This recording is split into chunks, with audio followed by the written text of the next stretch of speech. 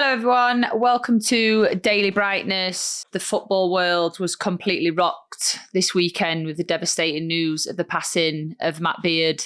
So this is going to be a very tough episode, but me and Rach wanted to dedicate this whole episode to Matt and his family and to remembering what an amazing football manager he was and everything that he brought to the game, but most importantly, what an incredible person he was and the lives and peoples that he influenced. And I just think it really means a lot for us to dedicate this episode to him. So obviously, Rach, you played under him for a little bit, so I don't know if you want to kick us off on just a little bit on him, really. Yeah, I think you just hit the nail on the head there. I think obviously it's important for us to, as the people we are and the sort of way that we shaped our podcast in the first place was about helping other people and shedding light on important topics. And I think this is something that is obviously important to everybody in the football world. But yeah, Matt was an amazing guy. I think first and foremost, person over manager. He was one of the good guys, one of the ones that would put people first, which I think is a rarity in football, to have people that truly put people first and care about you as a human, number one. Genuinely as well. I obviously had my loan spell at West Ham with Beardy, but I've known Beardy for a really long time. I think obviously, even if you haven't played under Matt, I think you know what kind of character he was. And I think somehow everyone has in the football world has probably got a story to say about Matt, and probably a very positive one. First and foremost will probably be him shouting on the side of the pitch. But yeah, when I went on loan to West Ham, it was a time where obviously COVID was prevalent and I wasn't able to play in America. And he took a massive risk in taking me because he only took me on loan from September to December. Now, not many managers would do that. Like, not many managers would take a player who, you know, you're only going to get for such a short space of time and pay a considerable amount of money for. But he took that risk on me. And that is something that I'll be forever indebted to him for, because without that, I wouldn't have played from August until the following May. And I probably wouldn't have been with the chance of getting with England and, you know, having that belief and confidence that I had from him. Because, you know, imagine now a player came in on loan for you for 3 months. You'd be like, well, surely they're not going to play. It's all business now. But that's not Matt. Matt's all about, like you said, he's all about the people, and he would put people over business 100%. Even if he pissed people off, he was always the one taking care of everyone. And I think you've seen that from the comments that people have made across social media. Like, the first thing that they say is, what an incredible human, like always putting people first, like always taking care of those around him, like a real family guy. And I think he was so much more than a manager to people. He was, for some people, he was like a father figure.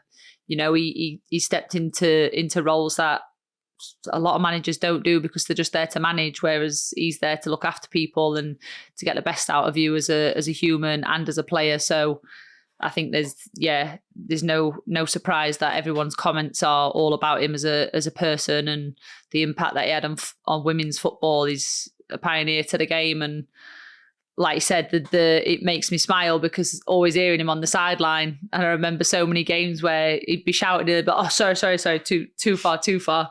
But he was just so passionate. He was so passionate for his players, for his teams that he managed. He really did give his heart and soul to the game, and to every single job that he's worked in, he's been 100% committed. So it's been heartbreaking. It really has. Yeah, and I think like the fond memories that I'll take with me from him is the belief that he instilled in me. He got me back to loving football at a time when I probably wasn't really loving it, probably lost myself a little bit. And when I see people writing things about him, about how he lit up every room, it couldn't be more true. Like, I can remember every single morning getting into that training ground and he'd shout at you across the car park, "All right, darling." Like, he's such a cockney man, like all the cockney man in Slam. Like, when I'd been in America for so long, I was like, what is he saying? He's like, I'll give you a dog and bone later. And I'm like, what? But I think like he was just so caring and so lovable. Like, I don't think anyone could say. He was so infectious. That's what he was. Yeah. Because of the type of person that he was, you wanted to win for him. Like, you wanted to play for him. Like, I feel so grateful that I had the opportunity, because I'd known him for a long time. And obviously when I was in America and he was in America managing Boston, like, I spent a lot of time with him there as well, and Lee. Yeah. And so, yeah, for me, it was like a no-brainer to go and play under him. But yeah, I think what has touched me the most these last few days, in a place where it's been nothing but pain and heartbreak and sadness, is the outpouring love that he's received from everybody. And he probably never got to see how much people valued him, truly loved him when he was alive. And that's sad. But I think for his poor family right now at this awful time, for them to see that and to see how valued and how cherished and how loved he really was, that hopefully they can find a slight bit of peace in knowing that he was the same guy he was at home. You know, he was just such a lovely, lovely man. And in terms of football, I think he really was a pioneer for the women's game. You know, to be around the game for that long, it's not easy. Like, it's not easy. No. He set the tone, really. For as long as I can remember playing at the top flight, he was a manager, always. And he was the type of manager that worked with very little. So I feel like he never really had like the biggest budgets. He never really had the best of everything, but he was so successful. But again, how many players have followed him around? Even him going to Burnley, like, he took a handful of Liverpool players with him because they wanted to play for him. You know, to drop off from WSL to WSL2. And, this speaks volumes. You know, or whatever league he was in, like, it speaks absolute volumes. And it's just such a credit to him in the type of person that he was, that people wanted to follow him around and go and play for him. But I think, like you said, he like affected so many people, even if you didn't play under him. Like, I never played under him, but I felt really close to him. Like, he'd always check in. You all right, Mill? How you getting on? And I said this in an interview after the game the other day. He could have lost a game and his team could have got battered, and he would still come and check in on you. 100%. He could be so pissed off, so upset that he's lost, but he would gather his team and then he'd still go and check in on people and still come up, always respectful, always like, as soon as he saw you, he'd then be like, "You're right, how's your knee? Like, you getting on all right?"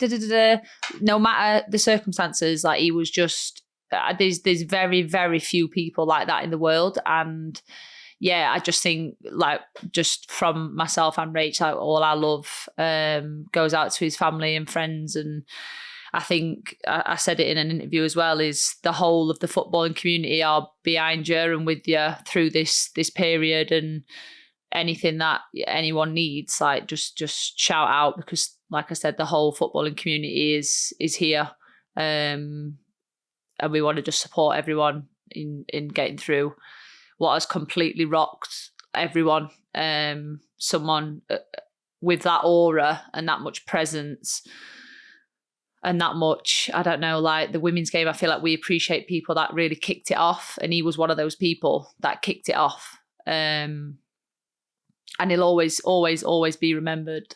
So yeah, we just want to send all our love. And yeah, it's a real tricky time for everyone.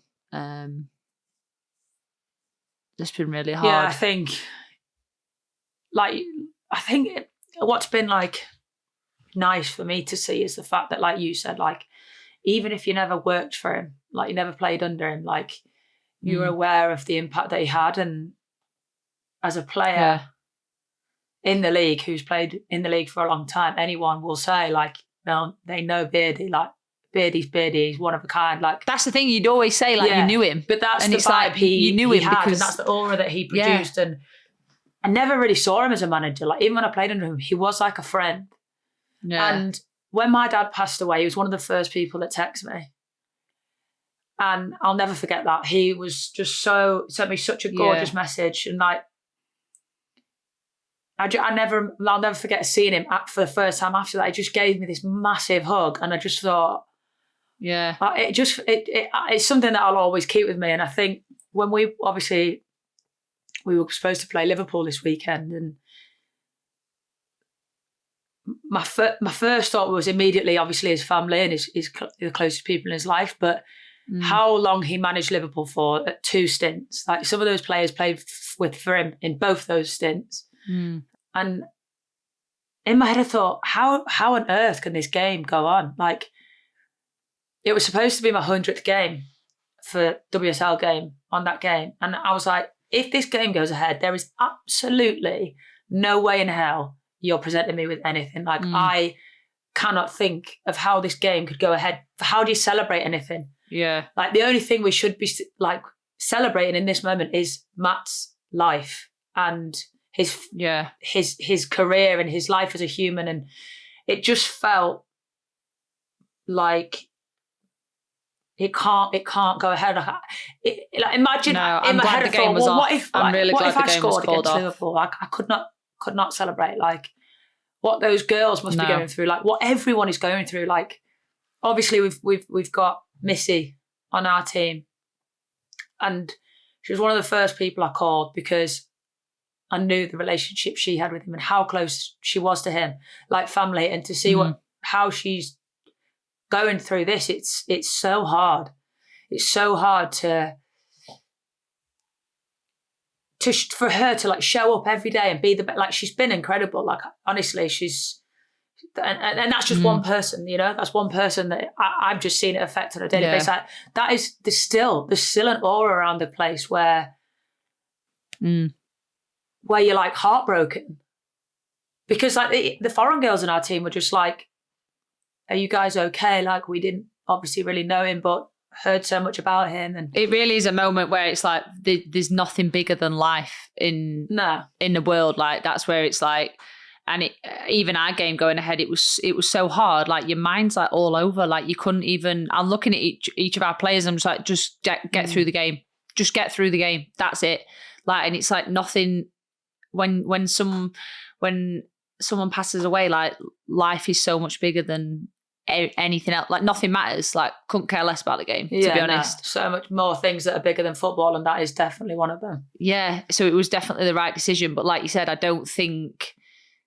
think like it's such a shock that it's going to take a while for it to be processed. Like, it's going to affect a lot of people because he touched so many people's lives and he was such a big figure in people's lives. He weren't, like you said, he weren't a manager. Yeah. He was a friend. He was a mentor. He was people's friends, like a father figure, like, life coach, mentor. Like, he weren't a manager. Like, that's not how he was perceived. Like, he was way, way, way more than that, which is why it completely rocked everyone. And it also makes you really appreciate how short life can be. Like, I don't know, it just, when something like that happens, it just rocks everything. And it's crazy. It really is. I think as well, like, grief is one of those things that affects people in very different ways. And like you said, this isn't something that's just going to disappear. Like, this is going to take people a really, really, really, and rightly so, long time to come to terms with, to process. And even the game, like, some of like my favourite memories is Mike shouting on the sideline. Like, you would hear him before you see him. Like, it was literally one of my, like, he was so passionate. And I just remember sometimes him and Em would be like going back and forth, and then he'd be like, sorry. But it's like, it's little things like that. Like, when you play against all the teams that he's represented, that's like a huge hole that's missing now. So it's like, it's going to be a constant reminder when you play that, and it's like not hearing his voice, or like you said, that Cockney slang and accent, and him like bellowing on the sidelines, whether it's like the ref or God knows what. It's like things like that what really stand out. I think that's why for me it felt important to come on today and not just to acknowledge the fact that he was a great manager, and he did do so much for the women's game, but more just to give a tribute to the fact he was the most amazing human. And literally, again, I'll go back to it, obviously, diamond like saying, of a guy. Even if you've not been managed under him, like, you know, there's no matter what, everyone in this league knows somebody that was close with him, and that is such an honourable thing. Like, you'll know, well, you know me, who played under him. Like, yes, you know him and whatever, but everyone in this league that somehow is connected to Matt, and that's because of the person that he was, and that's such a tribute to him and his character. And I think for me, it's just sending all the love in the world to his family at this time. His wife and his kids and his extended family. to lose someone that you love so dearly is something that I'm obviously very aware of. And you know what it's like for me, Mel, like it can hit you in so many ways, but I hope that they feel the love that everyone had for him, and that his legacy will live on through his beautiful family. And that, yeah, anything they ever need, I think the whole football world will be there. You know, the Just Giving page that Jackie Oatley set up, I think was incredible. I've been obviously donated, but going on and like reading messages like from people that will write like, I didn't know you, but the outpouring love that everyone's given you and what you've done to the game just makes me want to help. And I think that's where you have to recognise that there are some incredible people in this world. And I think the footballing community really does come together in moments of toughness and difficult times. And that's been something that's been slightly reassuring in this heartbreaking time. Yeah, it really is. But guys, we just wanted to we wanted to dedicate this whole episode to Matt, and remembering what an amazing, incredible diamond of a guy he was. And I think, you know, hopefully in time people can reminisce on all the good times and the smiles that he put on people's faces. And yeah, I think we just all stick together through this tough time. And again, just sending all of our love and thoughts to his family. And like I said, if you need anything, the whole of the football community are with you and behind you on this. We just wanted to remember Matt and give him a tribute. Yeah, thank you for listening to us today. I hope that we've given you a little bit of an insight of what we remember Matt by. But yeah, echoing what Millie said, like, just wanted to give this tribute to how special of a person Matt was, and may he rest in peace, and thoughts and love and everything is sent to all of the Beard family. Yeah, lots of love, guys. Take care of each other, and we will see you soon.